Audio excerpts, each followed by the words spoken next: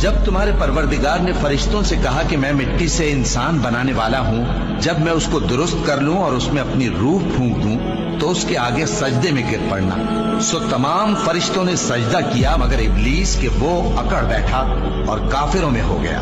اللہ نے فرمایا کہ اے ابلیس، جس شخص کو میں نے اپنے ہاتھوں سے بنایا اس کے آگے سجدہ کرنے سے تجھے کس چیز نے منع کیا؟ کیا تو غرور میں آ گیا یا اونچے درجے والوں میں تھا؟ بولا کہ میں اس سے بہتر ہوں کہ تو نے مجھ کو آگ سے پیدا کیا اور اسے مٹی سے بنایا۔ فرمایا بس یہاں سے نکل جا، تو مردود ہے اور تجھ پر قیامت کے دن تک میری لعنت پڑتی رہے گی۔ کہنے لگا کہ میرے پروردگار، اچھا تو مجھے اس روز تک کہ لوگ اٹھائے جائیں مہلت دے۔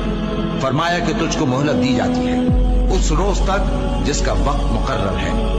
کہنے لگا کہ مجھے تیری عزت کی قسم، میں ان سب کو بہکاتا